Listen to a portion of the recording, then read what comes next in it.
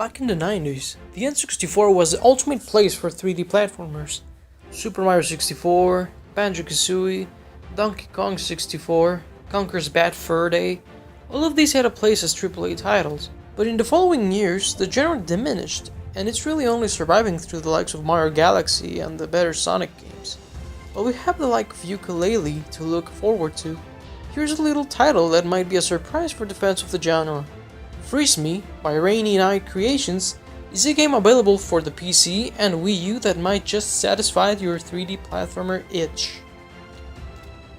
Well, usually we start our reviews by talking about gameplay or game modes first of all, but we felt that this game's presentation is where we should start, as it is quite a high quality presentation for such a low priced indie title.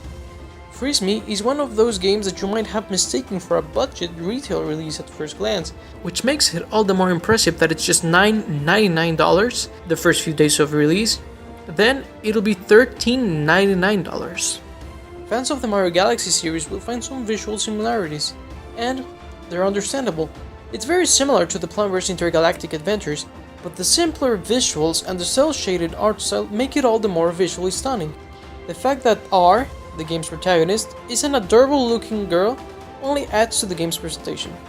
We do warn you of popping objects here and there, although they never happen too close, so they won't affect your gameplay. To not spoil much of the story, we'll just say that it's very simple, as it tends to with this kind of games. It's charming enough to recommend.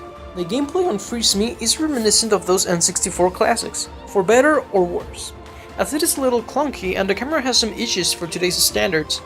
It also has the occasional physics glitch or the pop in textures. Animations might be a little on the simplistic side, but in my opinion, they add to the nostalgic 90s look. Another topic of consideration is the camera. Deactivate the auto camera. You're better off having full control of it. And paired with the ability to press ZL to position the camera behind you, Zelda style, we'd say that while clunky, the camera in Freeze Me is functional enough. Now let's talk about the titular feature. Freezing objects. You have a camera with you, and if you take a picture of an enemy or certain objects, they will freeze in place. It's actually a nice little gimmick to use, but oddly enough, it's terribly used at the beginning of the game.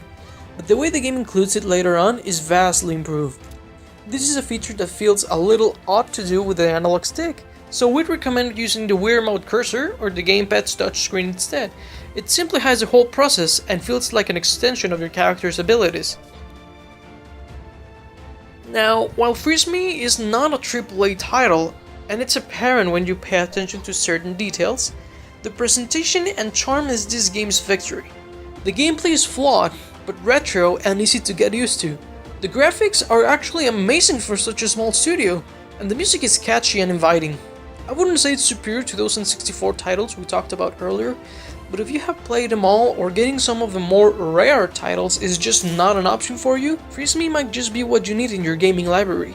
Are you a fan of these retro 3D platformers? Is this something that might interest you? Let us know in the comment section below. This has been Paco Treviño from the TVGamers.